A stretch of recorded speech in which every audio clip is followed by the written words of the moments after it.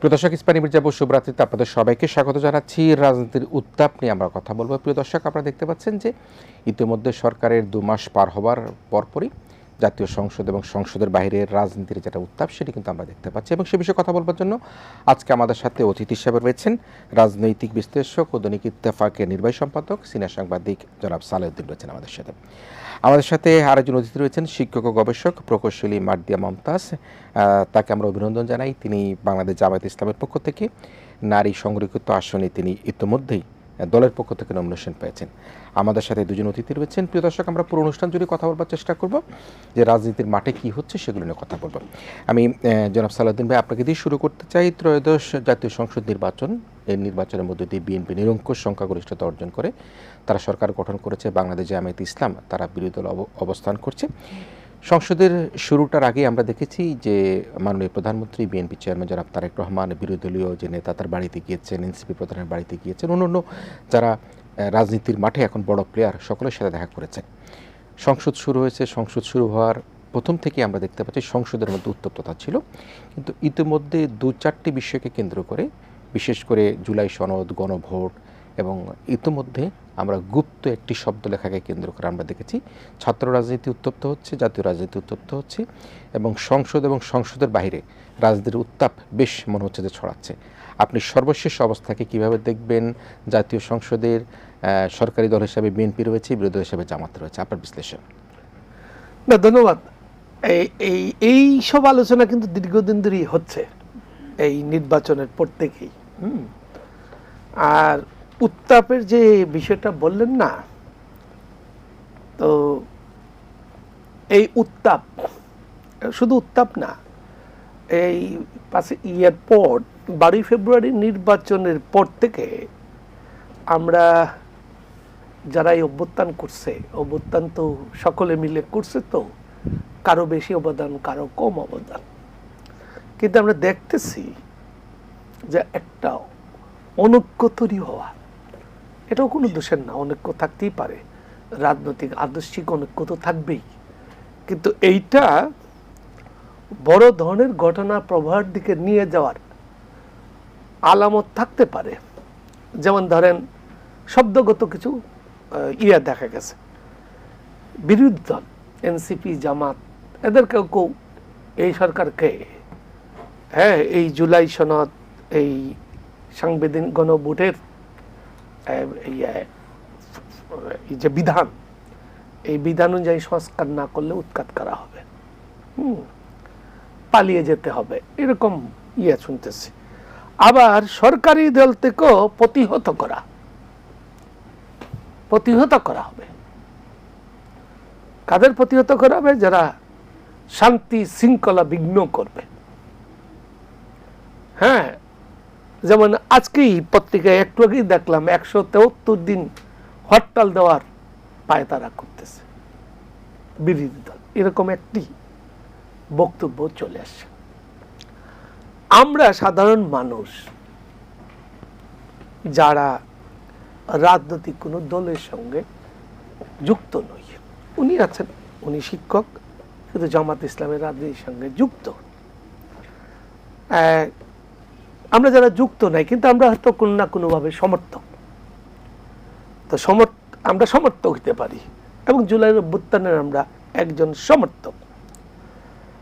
আমরা দেখতে চাই এই যে এই ভাষাগুলো আমাদেরকে অনেক দূর নিয়ে যেতে পারে। আমি একটা ছোট্ট উদাহরণ দিই।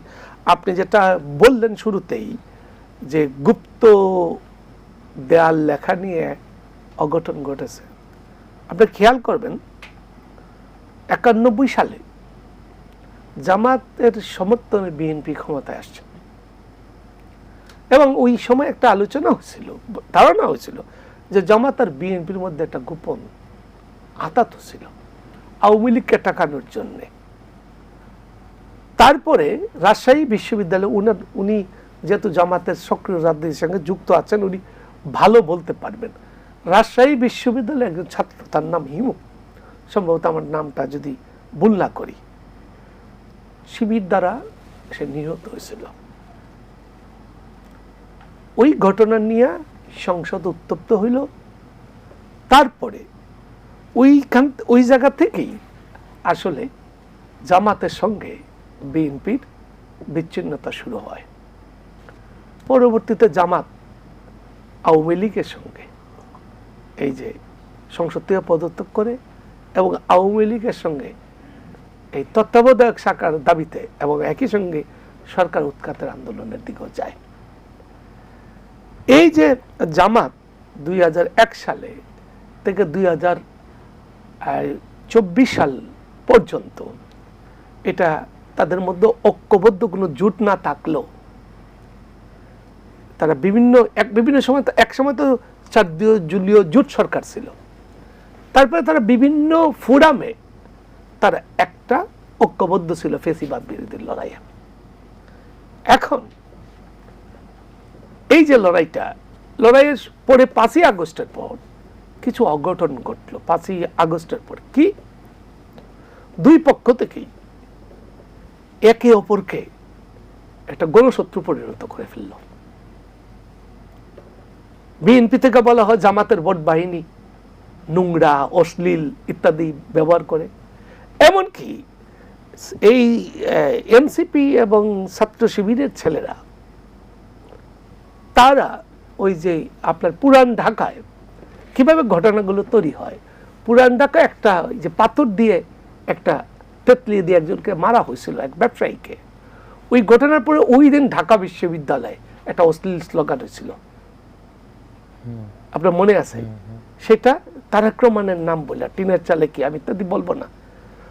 তো তারপরে কিন্তু ইলেকশনের পরে এই যে একটা ইলেকশন হইল, ইলেকশনের পরে আবার আমরা একটা দেখলাম বিরোধী দলের নেতা প্রধানমন্ত্রীর সঙ্গে হেঁটে হেঁটে তার কক্ষে গেলেন। আমি বিষয়গুলো লম্বা করতেছি না, আপা কথা বলবেন। আমরা এই উৎখাত আর প্রতিহত রাজনীতিটা দেখতে চাই না। আমি একটা উপসংহারমূলক কথাটাই বলি, এইগুলা উৎখাত আর প্রতিহত করাটা মধ্য দিয়া কত মায়ের বুক খালি হয়েছে এই স্বাধীনতার পর থেকে। এই গণতন্ত্রের লড়াই আর কতকাল হবে? এই যে গণতন্ত্র, এই গণতন্ত্রের লড়াইটার কতকাল হবে? এই রাজনৈতিক দলগুলো যে দায়িত্ববোধের পরিচয় না দেয়। এই যে দেখেন 1/11 কখন হয়েছিল? যখন রাজনৈতিক দলগুলো মধ্যে আপনার লগি বইটার আন্দোলন হইল, জামাত এবং আওয়ামী লীগের মুখোমুখি হইল, লাশ পড়লো, লাশের উপর একটা নৃত্য হইল, 1/11 হইল। এখন জামাতের ওরও দায়িত্বশীল আচরণ করতে হবে যে আরেকটা 1/11 যেন না ঘটে। এই যে মুখোমুখি হবে, লাশ পড়বে, হ্যাঁ, এবং এখন পর্যন্ত বাংলাদেশ দেখবেন কোন একটা রাজনৈতিক দলের কোন কেন্দ্রীয় নেতার ছেলে, কোন একটা রাজনৈতিক দলের কোন একটা মন্ত্রীর ছেলে এই ধরেন এই তারা কিন্তু আন্দোলনে নিহত হয় না। নিহত হয় সাধারণ শ্রমিক, রিক্সাওয়ালা, ছাত্র, ঠেলাগাড়িওয়ালা, যুবক, পথচারী। খেয়াল করেন তো। ফলে আপনারা যেবার একটা আন্দোলন সাজাবেন, করে লড়াই করবেন, এই ময়দানকে আবার রক্তাক্ত করবেন, কত রক্ত নেবেন? তার চেয়ে উচিত হলো উভয় পক্ষকে কিছু ছাড় দিয়ে, আপনি জামাত যা বলবে বিএনপি তা মানতে পারে না, বিএনপি যা বলবে জামাত মানতে পারে না, তাহলে একটা ছাড়ের রাজনীতিতে আসতে হবে। একদিনে সকল সংস্কার বাস্তবায়ন করা অসম্ভব হবে না। এখানে কয়টা টেকনিক্যাল সমস্যা আছে। সাংবিধানিক পরিষদের মাধ্যমে সংবিধান সংশোধন হবে না সংবিধান সংশোধনের যে সাংবিধানিক প্রক্রিয়া তার মধ্য দিয়ে হবে? ভাই রিক্সা দিয়া সংসদ ভবনে যাব না গাড়ি দিয়া যাব না মেট্রো ট্রেনে যাব, এটা নিয়ে ঝগড়া করার দরকার নাই।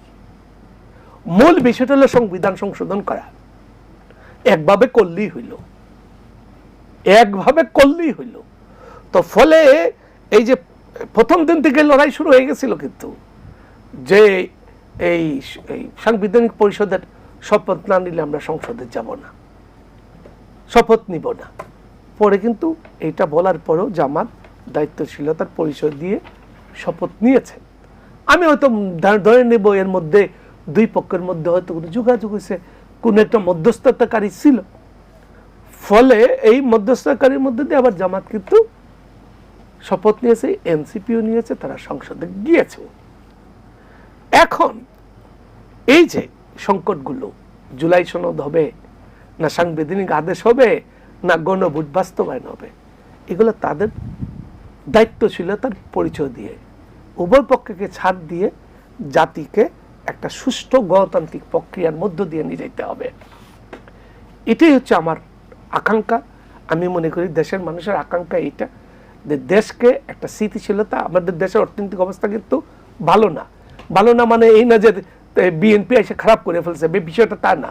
বিএনপি তো আসলো মাত্র, কিন্তু সার্বিকভাবে অর্থনৈতিক অবস্থা ভালো না এবং পৃথিবীতে যুদ্ধ শুরু হয়েছে। এই যুদ্ধ কোথায় যাবে? এই যুদ্ধ যদি দ্রুত শেষ না হয় সারা পৃথিবীতে মন্দা হবে, দুর্ভিক্ষ হবে, বিশেষ করে ক্ষতিগ্রস্ত হবে এই এশিয়ার দেশগুলো যারা মধ্যপ্রাচ্যের তেলের উপরে এবং নানান কিছুর উপর নির্ভরশীল। আপনাকে আমি এখন বলে যাচ্ছি, এই আমাদের বাংলাদেশের রেমিটেন্স দুইটা সময় সবচেয়ে বেশি আসে, দুইটা ঈদে। গতবার সর্বোচ্চ রেমিটেন্স আসছে, কিন্তু এরপর যুদ্ধ শুরু হয়ে গেছে। এইবার কুরবানি ঈদে আপনার রেমিটেন্স অনেক কমে যাবে। আমাদেরকে তেল কিনতে হয়, এলএনজি কিনতে হয়, আমাদের এত রিজার্ভ নাই, এত ডলার নাই। ফলে আমাদের এখানে যদি একটা অর্থনৈতিক স্থিতিশীলতা না থাকে, তাহলে আমরা কিন্তু একটা অনিশ্চয়তার দিকে পড়ে যাব এবং দেশকে আমরা একটা ভয়াবহ সংকটের মধ্যে ফেলব। ফলে এখানে দায়িত্বশীলতার পরিচয় দিতে হবে, উভয় পক্ষকে দিতে হবে। এখানে জেদ করে আপনার দেশকে আবার রক্তাক্ত করা, দেশের অর্থনীতিকে ক্ষতিগ্রস্ত করা, আর কত লড়াই করবেন? এটি আমার কথা। জি, নিশ্চয়ই। মিস বারদি, আপনি শুনছিলেন এবং আমি ওনার কথা রেশ ধরেই বলতে চাই যে আওয়ামী লীগের যে ফেলে যাওয়া ধ্বংসস্তূপ, বিশেষ করে অর্থনৈতিক খাত এবং সমস্ত জায়গাগুলোকে যেভাবে ধ্বংস করে গিয়েছে, মধ্যপ্রাচ্যের যুদ্ধ পরিস্থিতি, বিশ্বমন্দা, তেলের সংকট, যদি উনি বলেছেন যে এটা তো বিএনপির সৃষ্টি করা কোনো সংকট নয়, সে অবস্থার মধ্যে নতুন সরকার দায়িত্ব গ্রহণ করেছে, জামায়াত ইসলাম বিরোধী দলে আছে, কিন্তু এর মধ্যে 2 মাসও কিন্তু পার হয়নি, এখনো সংসদ এবং রাজপথ দুটার কথাই বলা হচ্ছে। আমি জামায়াত ইসলামের আমির ডাক্তার শফিকুর রহমানের ওনার একটা উক্তি দিয়ে কথা বলছি, রাজপথ ও সংসদ যেদিন একাকার হয়ে যাবে সেদিন বালুর বাদ দিয়ে নদী আর সমুদ্রের জোয়ার থামানো যাবে না। এ ধরনের নানা বক্তব্য কিন্তু আমরা মাঠে দেখতে পাচ্ছি। এখন সারা পৃথিবীতে মন্দা চলছে, বাংলাদেশও সেই সংকটের মুখোমুখি হচ্ছে। 2 দল ফ্যাসিবাদী বিরুদ্ধে আন্দোলন করেছে, 2 দলই কিন্তু রক্ত ঝরিয়েছে, কারো চাইতে কারো অবদান কম নয়। সে অবস্থার প্রেক্ষাপটে 2 মাস পার হতে না হতে সংসদ, রাজপথ, বালুর বাঁধ ভেঙে যাবে। এই অবস্থা রেখে আসলে জামায়াত ইসলাম কোন দিকে নিয়ে যেতে পারে বলে আপনি মনে করেন? জি, আপনাকে ধন্যবাদ। যারা শুনছেন এখন বা শুনবেন আমাদেরকে, আসসালামু আলাইকুম। আপনি যে কথাটা বলেছেন সেটাতে আমি একটু অ্যাড করতে চাই। সেটা হচ্ছে যে এই যে বৈশ্বিক যে সংকটটার মুখোমুখি আমরা এসে দাঁড়িয়েছি, এ পর্যন্ত কেউ কিন্তু সরকারকে এটার জন্য দোষারোপ করেনি। যেটা সমস্যা সেটা হচ্ছে ইন্টারনাল ম্যানেজমেন্টে আর একটু স্বচ্ছ হওয়ার কথা বারবার বলা হয়েছে। এবং আপনি দেখেছেন যে আপনি যদি গুড জেস্টারের কথা বলতে চান, সংসদে এটা বিরোধী দলের পক্ষ থেকেই আহ্বান করা হয়েছে যে আমরা একসাথে কাজ করতে চাই, এবং অভূতপূর্বভাবে সরকার সেটাতে সাড়া দিয়েছে। এটাকে আমি একটা গুড জেস্টার হিসেবে দেখতে চাই এবং বাংলাদেশের ইতিহাসে এটা একটা রিমার্কেবল ঘটনা। সংসদের যেহেতু প্রত্যেকটা জিনিসকে রেকর্ড রাখা হয়, তাই না? এবং এটা ছাড়াও ভাই খুব সুন্দর করে বলছিলেন, আমি কিছু জায়গায় একটু মেনশন করতে চাই। প্রথমত হচ্ছে দেখেন, নির্বাচনের ফলাফল যেটাই হোক না কেন, নির্বাচনে অভিযোগ করে থাকুক না কেন, কিন্তু 12ই ফেব্রুয়ারি রাতেই জামাতের পক্ষ থেকে ঘোষণা দেওয়া হয়েছে আমরা ফলাফল মেনে নিয়েছি, আপনারা মেনে নেন। এটা নিঃসন্দেহে একটি গুড জেস্টার ছিল। এই যে ছাড়ের কথা বলছেন, তো এরপরে দেখেন শপথের ব্যাপারে যখন বলা হলো যে তারা শপথ নেন নাই, তখন জামাতের পক্ষ থেকে প্রথমে বলা হয়েছে যে আমরা সবাই মিলে শপথ না নিলে আমরা যাব না, কিন্তু তারপরে তারা গেছেন। এটাকে কিন্তু আবার উল্টোভাবেও অনেকে তাচ্ছিল্য করেছেন যে আগে বলেছে কিন্তু যায় নাই। কিন্তু এখানে যে ছাড় দেওয়ার মানসিকতাটা আছে এটা আমাদেরকে দেখতে হবে। এরপর যদি দেখেন জুলাই সনদের যে দাবিগুলো ছিল সেটার সাথে বিএনপি সরকার এখন পর্যন্ত হুইমজিক্যাল আচরণ করছে, এটার কথা পরে আসছি। সারা দেশে চাঁদাবাজি, হত্যা চলেছে, ধর্ষণ চলেছে এবং দলীয় ছত্রছায়াও এসব অপরাধীর সংখ্যা কম না, এগুলোকে তুলে ধরা হচ্ছে। কিন্তু সাথে সাথে সরকারকে সহযোগিতার মানসিকতা আছে দেখেই এসব ব্যাপারে সরকারকে রিমাইন্ডার দেওয়ার কাজটি করে যাচ্ছেন। আরেকটা যেটা বলবো যে গুরুত্বপূর্ণ অধ্যাদেশগুলো বাতিলের সময় সংসদীয়ভাবে ওয়াকআউট করা হয়েছে, কিন্তু এইটার ব্যাপারে কোনো ধরনের আন্দোলনের কথা বলা হয় নাই। এই সবগুলোকে যদি রাখি আমার সামনে, তাহলে আমার মনে হয় যারা শুনছেন বা আপনিও এখানে আমাকে যিনি প্রশ্ন করেছেন, এটা পরিষ্কার যে বিরোধী দল এখানে কোনো ধরনের ফাইট করে নিজের ফায়দা হাসিলের চেষ্টা করছে না। এই কথাটাকে কিন্তু অন্য অনেকভাবে আমরা প্রশ্নের সম্মুখীন হই যে জামাত কি তাহলে একটা ঢিলেঢালা বিরোধী দল, জামাত কি তাহলে একটা কম্প্রোমাইজড বিরোধী দল? জবাবটা হচ্ছে না। কারণ যে সংকটটা আমরা পার হয়ে এসেছি 2024-এ, সেটাকে তো আমরা রিপিট করতে দেখতে চাই না, আমরা কেউই চাই না। এই জন্য সমস্যাগুলোকে যেন সংসদে সমাধান করা যায় বারবার চেষ্টা করা হয়েছে। এখনও যে কথাটা আপনি বলছেন যে তিনি বলেছেন যে এটা না মানলে কি হবে, এটার বিপরীতে সরকারের কি কোনো রোডম্যাপ দেখেন? যে ঠিক আছে আমরা এই মুহূর্তে জুলাই সনদ নিয়ে কাজ করতে পারছি না, ফাইন, তাহলে আমরা কবে থেকে করব বা কিভাবে করব এই ব্যাপারে আমাদের প্ল্যানগুলোকে, এটা বলতে তো সরকারের বাধা নাই। কিন্তু এইখানে একটা কেবলমাত্র একটা ধোঁয়াশার মধ্যে রেখে দেওয়া হচ্ছে, অথচ প্রত্যেকজন এমপি এবং দলের ঘাড়ে কিন্তু জনতার ম্যান্ডেটের একটা চাপ আছে। 70% মানুষ চায় এই পরিবর্তনটা হোক। এবং বিএনপির ইশতেহারের দিকে যদি দেখেন, 31 দফা যে ইশতেহার ছিল তার প্রথমটাই ছিল সংবিধানের সংস্কার। সেই জায়গাটাতে হাত না দিয়ে, সেটার কোনো সুস্পষ্ট রোডম্যাপ না বলে যখন আমরা সামনে এগোতে চাই এবং যারা আমাদেরকে ওটা মনে করিয়ে দেয়, আমরা বলি যে আপনারা এখনও আন্দোলনের কথা বলেন, আমরা গোছাতে পারছি না ইত্যাদি, আমার মনে হয় এখানে এক ধরনের অপ্রেশনের একটা গন্ধ আমি খুঁজে পাই। এই জায়গাটাতে আমাদেরকে আসলে সবাইকে, এবং দেখেন এটা সরকারের কাছে এটার ম্যান্ডেট আছে, বিরোধী দলের কাছে ম্যান্ডেট নেই। বিরোধী দল 40% ভোট নিয়ে এখানে গেছে, তাদের এই ম্যান্ডেটের চাপেই তারা এই কথাটা বলতে বাধ্য। তারা মানুষের এই দাবিটার কথা সরকারকে মনে করিয়ে দিতে বাধ্য। এটা মনে করানো, এটা হুমকি না, তাই না? এখন রাজপথে যেতে হবে কি না, রাজপথে গেলে কি হবে, সেটা যাওয়ার পরে দেখা যাবে। এখনও তো যাচ্ছে না। এবং আমি আপনাকে যে এতগুলো কথা বললাম, এই এতগুলো ছাড় কেবলমাত্র এই জন্য দেওয়া হয়েছে যেন মানুষের ম্যাক্সিমাম সুবিধাটা এনশিওর করা যায়। মানুষকে নিয়ে, ধরেন সব মানুষ আমার মতে নেই, কিন্তু আমি আমার মানুষজন নিয়ে রাস্তাঘাট ঘেরাও করে রাখলাম, ঝামেলা করলাম, সাধারণ মানুষের কষ্ট হচ্ছে, এই জায়গাগুলো থেকে তো এখনো দূরে আছে। কিন্তু এখানে ছাড় দিচ্ছে মনে করছেন? অবশ্যই অবশ্যই, মানে রাজপথে যাওয়াটা এখনো ছাড় দিচ্ছে সরকারি দলকে, বিএনপিকে ছাড়। আরেকটা কথা বলছিলেন যে গুপ্ত শব্দটা নিয়ে, দেখেন আমরা গুপ্ত জায়গায় আসছি। আমি একটু আপনাদের শুনতে চাই যে জুলাই সনদের যে রোডম্যাপের কথা বললো এবং মার্দিয়া আপা যেটা বললেন, সেটা হচ্ছে এখনো কিন্তু সরকার ছাড়ের অবস্থানে আছে এবং জামাত 40% ভোটের ম্যান্ডেট নিয়ে আসছে, তারা কোনো ঢিলেঢালা বিরোধী দল নয়। না, এখানে একটা টেকনিক্যাল সমস্যা আছে। এখানে উনি জুলাই সনদের কথা বলছেন যে জুলাই সনদের রোডম্যাপটা দেখতে চাই। সমস্যাটা জুলাই সনদ নিয়ে না। বিএনপি প্রতিদিন, আজকেও বলছে জুলাই সনদের প্রতিটি অক্ষর বাক্য আমরা হুবহু বাস্তবায়ন করব।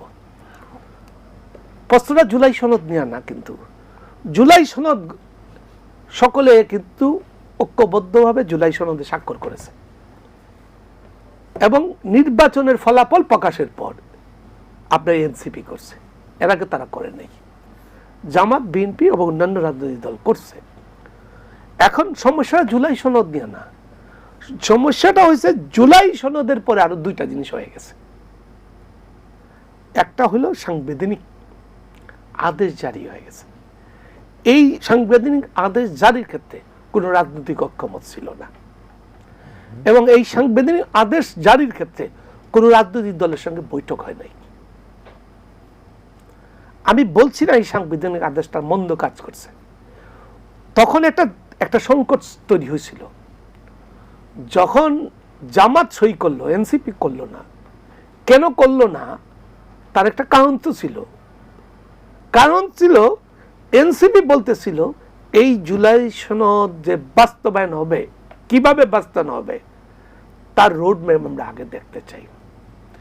তখন তাদের পক্ষ থেকে একটা প্রস্তাব হয়েছিল যে সাংবিধানিক পরিষদ গঠন করার জন্য সংবিধান সংস্কারে।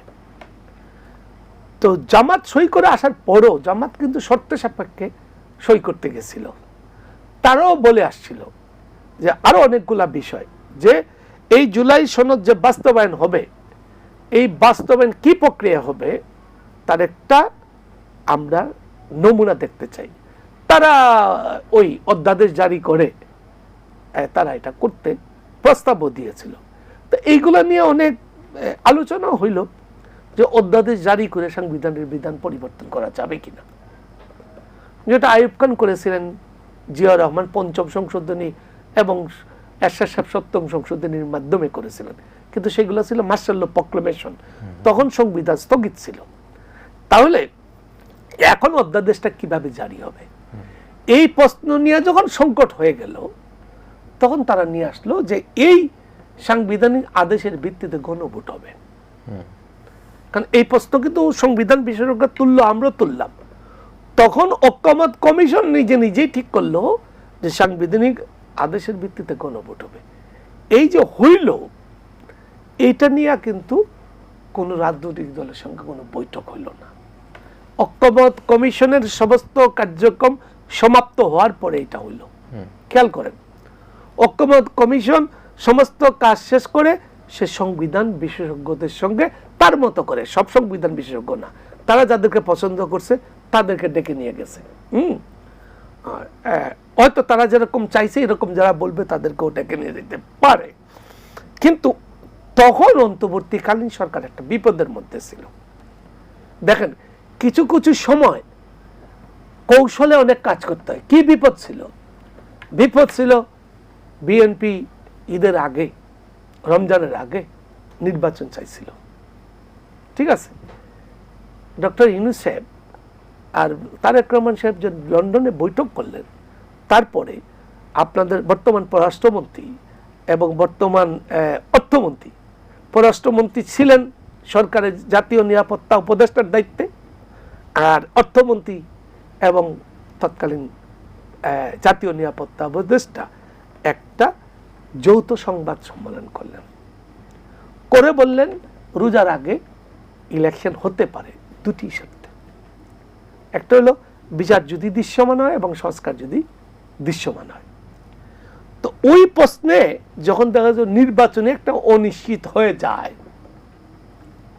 আবার প্রধান দল দল রাজনৈতিক দল বিএনপি একদম অনড় যে রমজানের আগে ইলেকশন দিতে হবে, আবার জামাত এনসিপি অনড় যে না আগে দৃশ্যমান করতে হবে।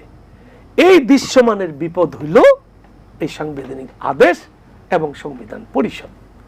এই যে বিপদ, এখন এইটা তো আসলে সত্যিকার অর্থে সাংবিধানিকভাবে বৈধ না। মানে যে কথাটা বিএনপি এখন বলবার চেষ্টা করছে, বৈধ না কেন জানেন? এটা আমরা অনেক ত্রুটি করে ফেলছি। আমরা যদি এই জুলাই গণঅভ্যুত্থান পরে আমরা বলতাম সংবিধান স্থগিত, এই সংবিধান দিয়ে আমরা, এই সংবিধান হাসিনার বানানো সংবিধান, এটা স্থগিত। জুলাই গণঅভ্যুত্থান ঘোষণামালা দিয়ে রাষ্ট্র চলবে, আর জুলাইয়ের গণঅভ্যুত্থানের আকাঙ্ক্ষা অনুযায়ী রাজনৈতিক দলগুলোর সঙ্গে আলোচনা করে এই যে সংস্কারের কাঙ্ক্ষিত সংবিধানের সংস্কারগুলো করা হবে। এটা করা হলো না, কারণ সরকারটা হয়ে গেল একটা সাংবিধানিক সরকার, যেখানে শাহাবুদ্দিন চপ্পু এখনো আছেন, মানে সাংবিধানিকভাবে রাষ্ট্রপতি। সমস্ত জুলাইয়ের অভ্যুত্থানকারীরা বঙ্গভবনে গেলেন, জামাতের আমিরও গেলেন। ওই দিন না যেলে পারতেন তো, তাহলে আরো বিশৃঙ্খলা হতো কিনা? সমাধান একটা হইতো, সমাধান হতো। এই আলোচনা তো করে নাই তারা, এই আলোচনা তারা তো এই দিকে যায় নাই, ধরেন এই আলোচনাই তুলে নাই। সবাই রাষ্ট্রপতির কাছে গেল, রাষ্ট্রপতির একটা স্বাভাবিক সরকারের দিকে গেল, এটা অন্তর্বর্তী সরকার গঠন হয়ে গেল। প্রশ্নটা ওই সময় জুলাইয়ের অভ্যুত্থানের পরে 5ই আগস্টে পরে বিবেচনা হইল কে সরকার হবে। একটা প্রস্তাব ছিল একটা জাতীয় সরকার হবে, যেটা জুলাই অভ্যুত্থানকারীরা বলল।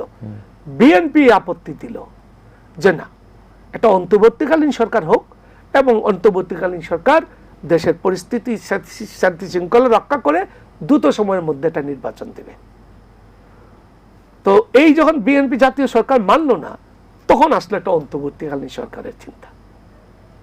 আর এইগুলা তো আসলে পরে যদি ওই সময়ে একই প্রশ্ন উঠত যে অভ্যুত্থান হয়েছে, অভ্যুত্থান সাংবিধানিকভাবে বৈধ, বুঝছেন? কারণ বিজয়ীরা সবসময় রাষ্ট্রকে শাসন করতে পারে, এটা পৃথিবীর শুরুর ইতিহাস থেকে। হ্যাঁ, সেটা ফরাসি বিপ্লব হোক, যত বিপ্লবী হোক, হ্যাঁ, অভ্যুত্থান সাংবিধানিকভাবে বৈধ। যেমন মার্শাল ল কোনো কোনো দেশে বৈধ হয়েছে, পাকিস্তানের বৈধ হয়েছে, যে মার্শাল ল দ্বারা সরকার পরিচালিত হইতে পারে, এবং মার্শাল ল যে সুপ্রিম ল। বাংলাদেশে ওইটা সুপ্রিম ল হিসেবে ছিল, কিন্তু বাংলাদেশের সুপ্রিম কোর্ট এই পঞ্চম এবং সপ্তম সংশোধনীর মামলায় বলছে না, সংবিধান যে সুপ্রিম ল। এই যে প্রশ্ন দাঁড়াই গেছে, এই প্রশ্নের কারণে এখন সরকারি দল বলতেছে আমরা সংবিধান সংশোধন করার বিধান এই সংবিধানে বলে দিয়েছে। কিভাবে করতে হবে, কিভাবে করতে হবে, কি 2/3 ভিত্তিতে সরকারি দল একটা বিল আনবে, এই বিল সংসদে স্থাপিত হবে, পাশ হবে। এখন তারা একটা প্রস্তাব দিয়েছে, প্রস্তাব দেয় নাই তা না, তারা একটা প্রস্তাব দিয়েছে। কি প্রস্তাব দিছে?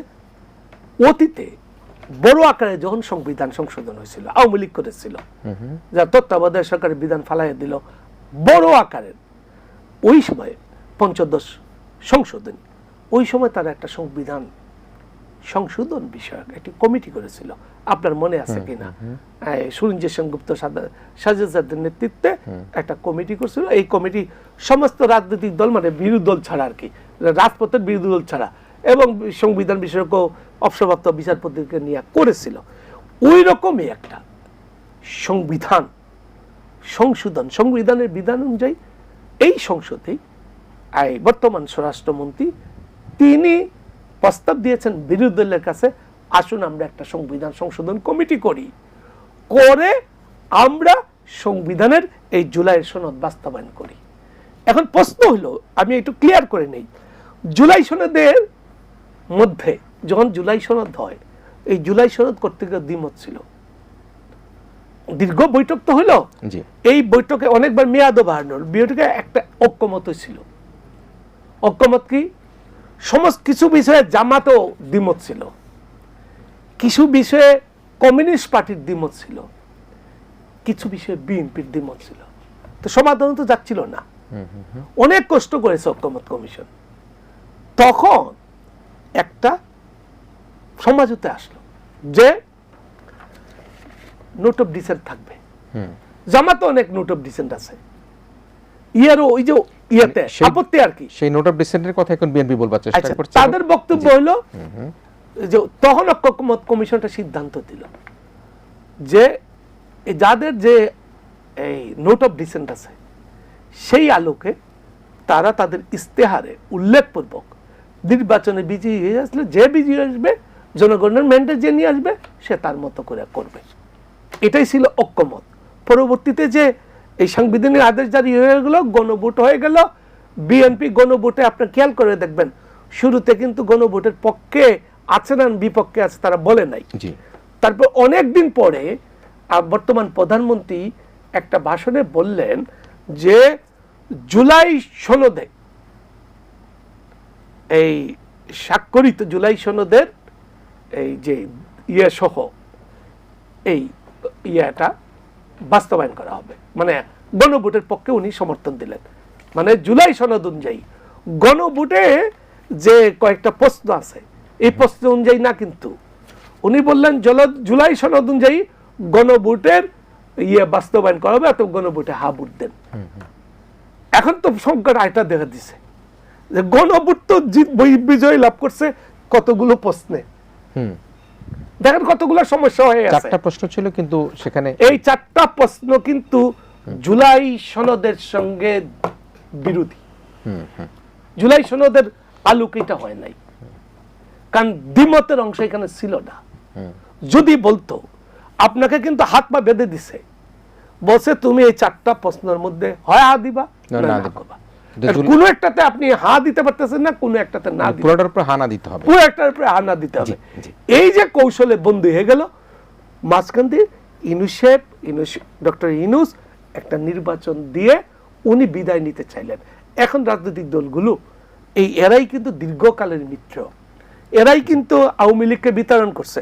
এখন তারা মিলে এই যে দ্বিমতের জায়গাগুলো দূর করে জাতিকে এই অশান্তি থেকে মুক্তি দেওয়া উচিত। নিশ্চয়ই নিশ্চয়ই নিশ্চয়ই আমরা আলোচনায় একটা বেশ অনেকক্ষণ করলাম, একটা বিরতি নিতে চাই। বিরতির পর আমরা আবারও ফিরে আসবো রাজনীতির উত্তাপ নিয়ে। অতিথি হিসেবে রয়েছেন বিশিষ্ট সাংবাদিক দৈনিক ইত্তেফাকের নির্বাহী সম্পাদক সাংবাদিক সালাউদ্দিন, রয়েছেন শিক্ষক ও গবেষক প্রকৌশলী মার্তিয়া মমতাজ।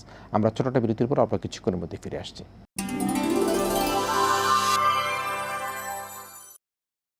প্রদর্শক ইস্পানি মির্জা শুভরাত্রিতে আমরা আবারও ফিরে এসেছি। রাজনীতির উত্তাপের কথা বলছিলাম এবং আমাদের সাথে বিশ্লেষণ করছিলেন সাংবাদিক সালাউদ্দিন, রয়েছেন প্রকৌশলী মার্তিয়া মমতাজ।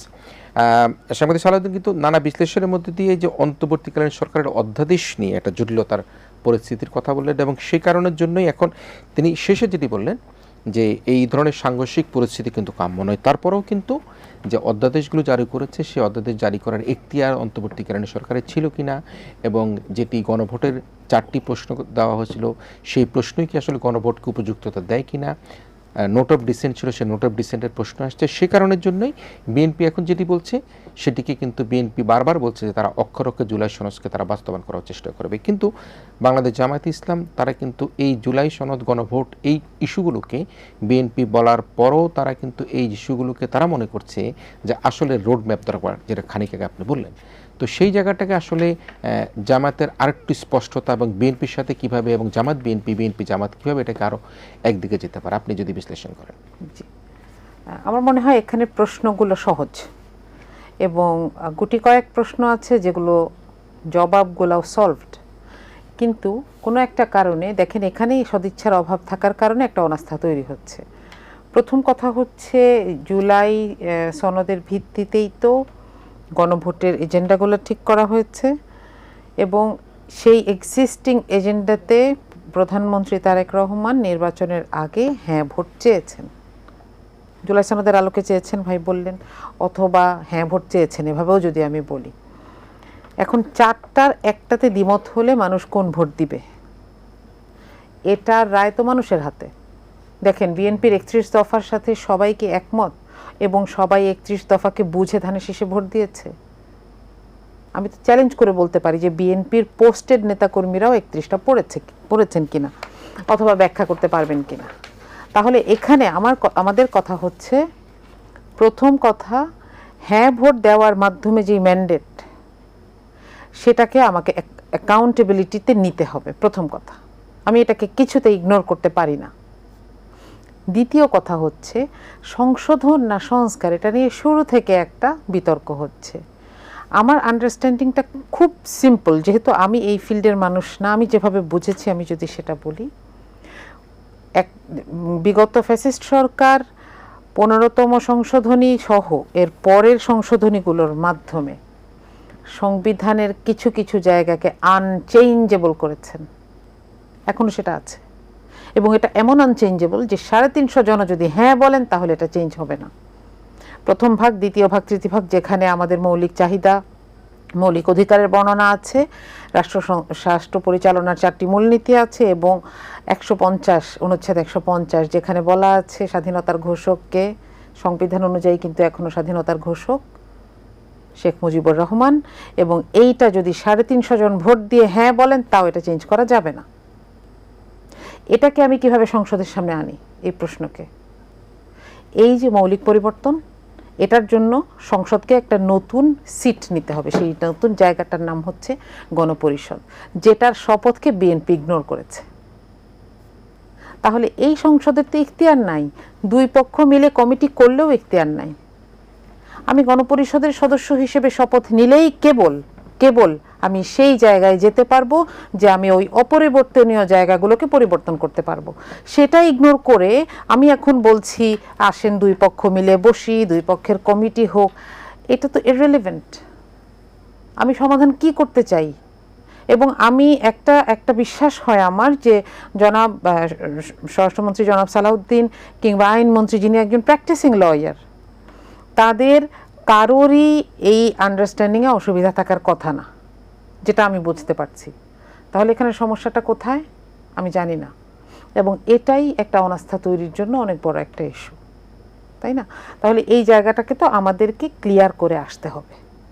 তাকে বলতে হবে। আমরা যে বারবার রোড ম্যাপের কথা বলছি, হিস্ট্রিটা অবশ্যই ইম্পর্টেন্ট, ভাই বলেছেন, কিন্তু আজকে এখানে দাঁড়িয়ে 27 এপ্রিলে দাঁড়িয়ে আমি যখন দেখি যে বিএনপি একটার পর একটা সাংগঠনিক মিস্টেক করেছে, এক, দ্বিতীয়ত হচ্ছে অধ্যাদেশগুলোর বৈধতা, অধ্যাদেশগুলো দেওয়ার বৈধতা ইন্টারিম গভর্নমেন্টের আছে কিনা সেটা একটা প্রশ্ন হতে পারতো, কিন্তু অধ্যাদেশ কিছুকে তাহলে আমরা আবার ইয়েস করলাম কেন? যেগুলো দিয়ে আমার ক্ষমতা সুসংহত হয় সেগুলোকে ইয়েস করলাম, আর নো করলাম কোনগুলোকে? গণভোট অধ্যাদেশ বাতিল হলো, গুম অধ্যাদেশ বাতিল হলো, এবং এগুলো স্পেসিফিক কারণে বাতিল হয়েছে। গণভোট অধ্যাদেশের বাতিলের কারণ হিসেবে বলা হয়েছে মানুষের আর কোনোদিন গণভোট দেওয়ার প্রয়োজন হবে না। এটা আপনি কাকে মানাতে পারবেন? যেই দেশের মানুষ মহা উৎসাহে গিয়ে 70% হ্যাঁ ভোট দিয়েছে, বাকি 30% তো ভোট দিয়েছে, তাহলে তাদের এই যে এটা আর কোনোদিন এ ধরনের সংকট তৈরি হবে না আমি কিভাবে বলি? গুম অধ্যাদেশের দিকে তাকান। আজকে যদি এখানে দাঁড়িয়ে আমি বলি যে আজকে যদি একজন লোক গুম হন, যে তাকে কেউ উঠিয়ে নিয়ে গেছে আইন শৃঙ্খলা বাহিনীর পোশাকে বা পোশাকে ছাড়া, পরিচয় ছাড়া, আমি কোথাও কোনো মামলা করতে পারবো? আইসিটিতে যেতে পারবো না। আইসিটিতে হয় একটা সংঘবদ্ধ ঘটনাকে কেন্দ্র করে, একটি ইন্ডিভিজুয়াল ঘটনার জন্য আমার জন্য কোনো আইন নাই। আর তার বিপরীতে অবস্থাটা হচ্ছে প্রতি 4 দিনে একজন করে ফেসবুক স্ট্যাটাস কিংবা বক্তব্যের কারণে অ্যারেস্ট হচ্ছেন। এর মধ্যে একজনকে তুলে নিয়ে যাওয়া হয়েছে 24 ঘন্টার মধ্যে, তার কোনো খবর তার পরিবার পায় নাই। এখানে দাঁড়িয়ে যখন আমি গুম অধ্যাদেশ বাতিল করি, দেশের মানুষের কাছে কি মেসেজ যায়? আপনি বিরোধী দল বাদ দেন, দেশের মানুষের কাছে কি মেসেজ যায়? যে আমার জুলাইয়ের চিন্তা, চেতনা এবং এর আগের যে ইতিহাস সেটা এই সরকারের কাছে সিকিউরড না। বিরোধী দল ওই কথাগুলো জাস্ট বলার চেষ্টা করছে, এখানে আর কোনো কথা নেই। সুতরাং আমার মনে হয় যে এখানে সদিচ্ছা যদি থাকে, আমরা বিশ্বাস করতেই চাই, আমরা ছাড়ও দিতে চাই, কিন্তু অ্যাপ্রোচটা তো সরকারের হতে হবে, তাই না? আগে তো আগাতে হবে সরকারকে, তাকে তো বলতে হবে। এখানে অনেক কথা হচ্ছে, সংসদের প্রতিটা সেকেন্ডে সময় নষ্ট হচ্ছে, পয়সা খরচ হচ্ছে, আর আমি কাজের কথাগুলো বলছি না, অকাজের কথাগুলো বলছি। মানুষ আবার চাই যে মানুষ আমাকে আস্থায় নিক, এটা তো হতে পারে না। জি, আমরা আবার একটা শেষ বিরতি নেই। বিরতির পর মিস্টার সালাউদ্দিন, নিশ্চয়ই আপনি শুনেছেন এই সংসদের এখতিয়ার আছে কিনা এবং সুবিধাজনক অবস্থানগুলোকে গ্রহণ করছে, বাকিগুলো গ্রহণ করছে না। গুম অধ্যাদেশের কথাও এখানে এসেছে, প্রতি 4 মিনিটে একজন করে গ্রেপ্তারের কথা এসেছে। সব কিছু মিলে আমরা আবার আলোচনায় ফিরবো। যে আমরা রাজনীতির উত্তাপের কথা বলছিলাম, অতিথি হিসেবে রয়েছেন সাংবাদিক সালাউদ্দিন, রাজনীতি বিশ্লেষক দৈনিক ইত্তেফাকের নির্বাহী সম্পাদক, এবং একই সাথে রয়েছেন শিক্ষক ও গবেষক প্রকৌশলী মার্দিয়া মমতাজ।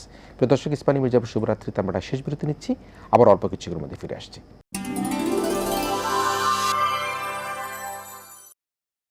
ইস্পানি মির্জাপুর শুভরাত্রিতে আমরা ফিরে এসেছি। রাজনীতির উত্তাপের কথা বলতে গিয়ে আমাদেরকে মার্দিয়া মমতাজ প্রকৌশলী, তিনি তাদের পক্ষ থেকে নানা বিশ্লেষণের কথা বললেন, আমরা সে প্রশ্নগুলি তুলে রেখেছিলাম। আমি ফিরে আসছি সাংবাদিক সালাউদ্দিন আপনার কাছে, এবং যেটা বলছিলাম যে এই সংসদের এখতিয়ার নেই বলে প্রসঙ্গ তুলেছেন, এবং একই সাথে নানা প্রসঙ্গ, গুম অধ্যাদেশের কথা বলেছেন, যেগুলি সুবিধাজনক অবস্থান আছে সেগুলি তারা প্রতিপালন করছেন, এই প্রশ্ন তুলেছেন। এবং তার আগে তিনি বলছেন যে আসলে কিন্তু জামায়াতে ইসলাম একটা নরম বিরোধী দল নয়, বা তারা রাজপথে না যে ছাড় দিচ্ছে সে কথাটা বলেছেন। আপনি যদি বিশ্লেষণ করেন। না, এই দেখেন, এই প্রথমত আপা একটা কথা বলছেন, আপার সঙ্গে আমি একমত যে 31 দফা না পড়েও মানুষ ভোট দিচ্ছে। আপার সঙ্গে আমি সম্পূর্ণ একমত। বাংলাদেশে ইশতেহার পরে বাংলাদেশের একটা বড় জনগোষ্ঠী ভোট দেয় না, কারণ বাংলাদেশের একটা বড় জনগোষ্ঠী লেখাপড়া জানে না। তো এটা তো বাস্তবতা। ঠিক তেমনি ভাবেও না বুঝে অনেকে হা বা নাতে বলতেছে। যদি আপনি ওই কথায় যান তো দুই একটার ক্ষেত্রে কিন্তু সত্য। আর আপা একটা কথা বলছেন, আপা হয়তো যেহেতু শিক্ষক এবং মূলত উনি প্রকৌশলী, উনি তো আর আমার মতো আইন চর্চা করেন না, হয়তো ওনার সেই জন্য তত্ত্বের ঘাটতি থাকতে পারে। প্রথমত হইল সংসদে সেই ক্ষমতা আছে কেন? 2টি মামলায় উচ্চ আদালত এই প্রশ্ন সুরা করে দিয়েছে। আপা যথার্থই প্রথমে বলছেন যে প্রথম ভাগ, দ্বিতীয় ভাগ, তৃতীয় ভাগ সংবিধানের, এই 3টা ভাগে আমাদের সংবিধানে বলা আছে যে এটা কখনো পরিবর্তন করা যাবে না। এবং এটা পরিবর্তন করতে হইলে মানে সংবিধান সংশোধনের যে প্রক্রিয়া, এই প্রক্রিয়া পরিবর্তন করা যায় না। এটা পরিবর্তন করতে একটা যুদ্ধ হয়, নাহলে একটা বিপ্লব হয়। যেটা আমি বললাম যে পৃথিবীর দেশে দেশে বিপ্লব বা গণ অভ্যুত্থান, এগুলা সাংবিধানিক স্বীকৃতি পায়, কারণ জনগণের অভিপ্রায় হচ্ছে এইটা সংবিধান। কিন্তু এইটার ক্ষমতা এইবার ত্রয়োদশ সংশোধন মামলায়, আরেকটি মামলায় উচ্চ আদালত সংসদকে এই ক্ষমতা দিয়েছে। সেই মামলাটা কবে হচ্ছে? এই এই এই এই 5ই আগস্টের পরে, হ্যাঁ, এই 5ই আগস্টের পরে এই মামলা হয়েছে এবং সংসদকে এই ক্ষমতা দেওয়া আছে, রায় হয়েছে। তো সংশোধনের মামলার রায় তো মানে এই ক্ষমতাটা দর্শকদের স্পষ্ট করবার জন্য কি ক্ষমতা দেওয়া হয়েছে? আপনাকে মনে আছে তো সংশোধনী একটা রিভিউ পিটিশন হলো।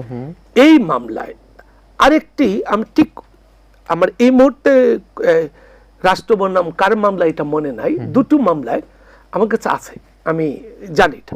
দুটো মামলায় আদালত এই ক্ষমতা, এই যেমন ওই যে 7 ক অনুচ্ছেদ, এটাও কিন্তু সংবিধানের অবিচ্ছেদ্য অংশ হিসাবে আওয়ামী লীগ করে দিয়ে গেছে, যে 330 যেটা আপাততই বলছেন যে পরিবর্তন করা যাবে না, এইসব প্রশ্নই নিষ্পত্তি উচ্চ আদালত করে দিয়ে গেছে। ফলে এই সংসদ এটা করতে পারবে, এই ক্ষমতা আছে। এখন প্রশ্ন হইল, এটা সাংবিধানিক পরিষদ দিয়ে হবে না সংবিধান সংশোধন কমিটির মাধ্যমে হবে? প্রথমে যেই আলোচনাই করেন, সংবিধান সংস্কার পরিষদই হোক আর সংবিধান সংশোধন কমিটি হোক, একটা আমি তো প্রথমে 72 সংবিধানটাকে আমি ছুঁড়ে ফেলে দিতে পারবো না, বুঝছেন? তো আমাকে তো 72 সংবিধানটাকে আমি সংস্কার করছি, বাতিল করছি না। খেয়াল করেন, আমাদের এলো সংস্কার, আমরা বাতিল করছি না। আমার এই সংক্রান্ত সংবিধানের খসড়া একটা বই ছিল, তাতে আমি দুটো প্রস্তাব দিয়েছিলাম, যেটা পুনর্লিখিত সংবিধান হইতে পারে, সংশোধিত সংবিধানও হইতে পারে, কিন্তু এটা কখনোই বাতিল করা যাবে না। আপনি পৃথিবীর যত ইতিহাস দেখেন, সংবিধান পরিষদ কখন হয়? যখন নতুন একটি দেশ হয়, তখন কোনো কাঠামো থাকে না, তখন একটা সংবিধান সংস্কার সাংবিধানিক পরিষদ গঠন করা হয়। বাংলাদেশে মুক্তিযুদ্ধের পর 70-এ যারা নির্বাচিত হয়েছিল, দেখেন কত রকমের জগা খিচুড়ি। 70-এ যারা নির্বাচিত হয়েছিল তারা কিন্তু পাকিস্তানের অখণ্ডতার উপরে আস্থা এবং বিশ্বাস রেখেই কিন্তু ভোটে অংশ নিয়েছিল। তারা স্বাধীন বাংলাদেশে সাংবিধানিক পরিষদ করে সংবিধান বানাইল। এই সংবিধানের ভিত্তিতে গণভোট হইল, ভোট হইল, তারপরে নতুন সরকার ক্ষমতায় আসলো। তো কিন্তু এবং ভারতেও যখন আমরা এই 1947 সালে যখন দেশ ভাগ হয়, ব্রিটিশরা যখন চলে যায়, তখন সংবিধান সংশোধন করতে 13 বছরের বেশি, সম্ভবত আমি ঠিক অনেক সময় 13 বছরের বেশি সময় লেগেছিল। আলাপ আলোচনা করতে করতে করতে একটা জায়গায় আসছিল। আমাদের পাকিস্তানও সংবিধান বানাইতে অনেক দিন চলে গেছে, অনেক লড়াই, অনেক কিছু হয়ে গেছে। ফলে এইগুলা কিন্তু চারটিখানি কথা না। তো এইবার আমি জন্য বলি, যেহেতু নতুন দেশ নয়, নতুন সংবিধান নয়, অর্থাৎ সাংবিধানিক পরিষদ গঠন করার কোনো প্রয়োজন নেই। যেহেতু এই সংসদের এখতিয়ার আছে, সংবিধান সংশোধন কমিটি করেও করতে পারে, আবার সাংবিধানিক পরিষদ দিয়েও করতে পারে। রিক্সায় যাবেন না, একটা বলছি, রিক্সায় যাবেন না, হেলিকপ্টারে যাবেন, এটা নিয়ে ঝগড়াঝাটি করার কোনো দরকার নেই। করার ক্ষমতা দুইভাবেই আছে। কিভাবে আছে? আপনি বলতে পারেন এখন তো নতুন দেশ না, সাংবিধানিক পরিষদ করতে হবে কেন? তাহলে গণভোটে দিছে, কিন্তু এগুলা তো আরেক দল বলবে গণভোট দিছে মানে আমি কি গণভোটের এইটাকে ঐক্যমত কমিশনের জুলাই সনদে ছিল নাকি? তাহলে আসলে এটা ঐক্যমতের প্রশ্ন। ঐক্যমত যখনই রাজনৈতিক দলগুলোর মধ্যে হয়েছিল, আপনার মনে আছে 90 সালে যখন এরশাদ পতন হয়েছিল, তখন এই এরশাদ তো চলে গেলেন, কে রাষ্ট্রপতি হবে? উনি তো উপরাষ্ট্রপতি মওদুদ সাহেবের হাতে ক্ষমতা দিয়ে চলে গেলেন।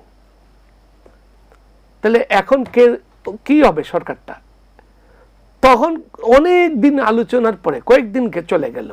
এবং আপনার মনে আছে কিনা, সেই সময় ছাত্ররা এবং নারীরা কমিউনিস্ট পার্টির অফিসে এই 3 জোট বৈঠক বসছিল। 3 জোটের রূপরেখা। হ্যাঁ, তখন নারীরা ঝাড়ু নিয়ে বৈশা ছিল যে তোমরা যদি এখানে ঠিক করে না বেরো তাহলে ঝাড়ু পেটা করব।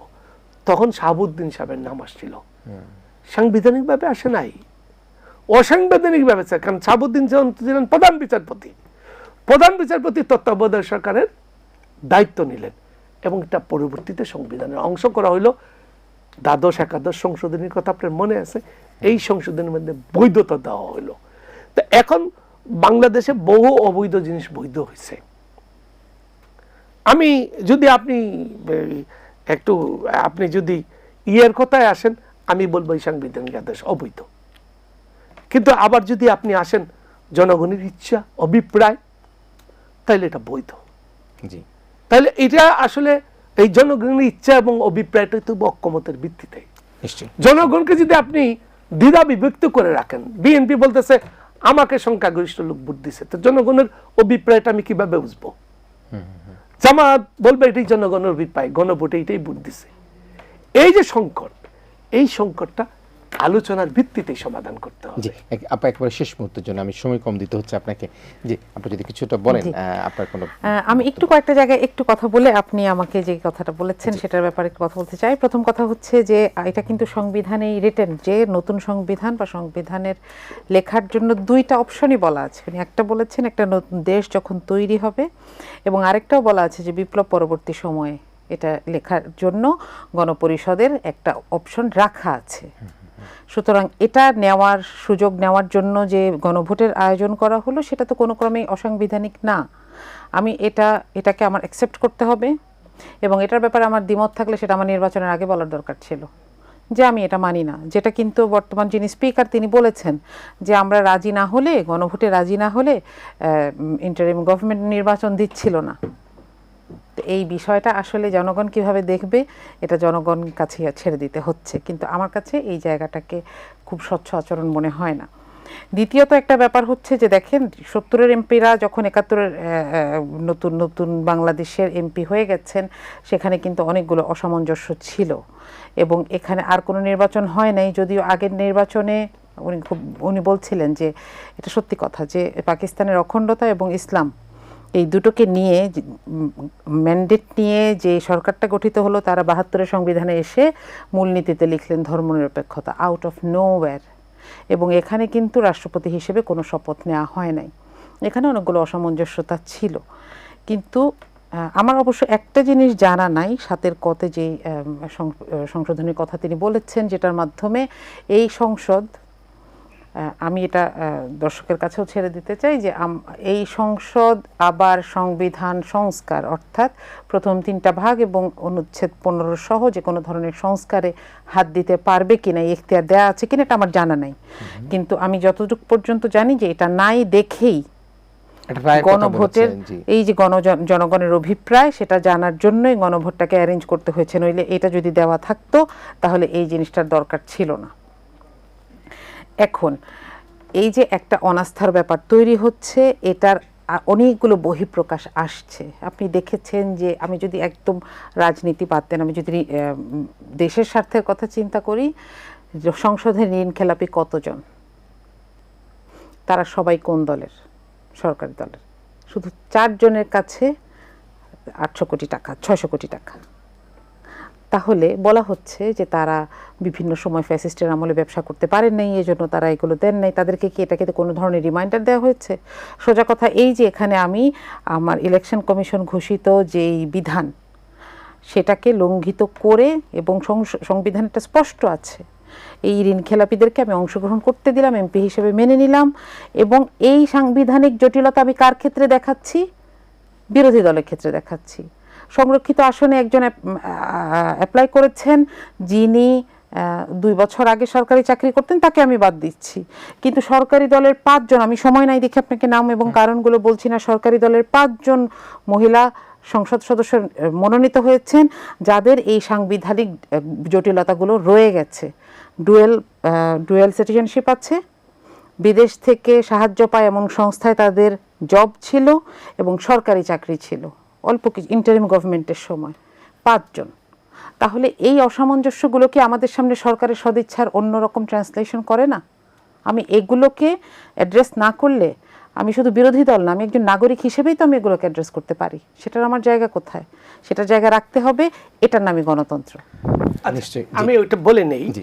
হাইকোর্ট 15তম সংশোধনীর অংশ বিশেষ, যার মধ্যে 7-এর খ, খ, 5-এর মতো অনুচ্ছেদগুলো রয়েছে, যা অসাংবিধানিক অবৈধ ঘোষণা করেছেন। এই মামলায় হাইকোর্ট ওই যে সংবিধানের কিছু অংশ সংশোধনের ক্ষমতা সংসদকে দিয়েছেন। জি, নিশ্চয়ই আপনার সেটা বলেছে যে সেটা তো ওনার জানা নেই, আপনি এটা স্পষ্ট করলেন। তবে একটা বিষয় সেটা জানিয়ে রাখি যে প্রকৌশলী মার্দা মমতাজ তিনি সংসদে কথা বলবার সুযোগ কিন্তু পাচ্ছেন, আপনি কিন্তু সংসদে কথা বলবার সুযোগ পাচ্ছেন না। সো আপনি আমাদের সাথে টকশোতেই কথা বলতে হবে, আর তিনি দুই জায়গায় কথা বলতে পারবেন। আমরা ওনাকে অভিনন্দন জানাই, ডিসক্রিমিনেট করার তো কোনো কিছু ওনাকে আমি নাই, অভিনন্দন জানাচ্ছি যে একটু আগে ওনার সঙ্গে কথা হলো যে আপনি কিন্তু সংসদেও কথা বলবেন, বাইরেও আমাদের মাঝে মাঝে সঙ্গ দিবেন, তো উনি দিবেন বলছেন। জি, আমরা সে আশাবাদ ব্যক্ত করছি। তবে একটা বিষয় সেটি হচ্ছে যে আমরা যেটা বলবার চেষ্টা করি আসলে জাতির জন্য যাতে কোনো সংকট তৈরি না হয়, এবং যারা রাজপথে লড়াই করেছে, যারা এই দেশকে ফ্যাসিস্ট মুক্ত করেছে, তাদের ঐক্যবদ্ধতা কিন্তু আমাদের খুব জরুরি, আমাদের খুব দরকার।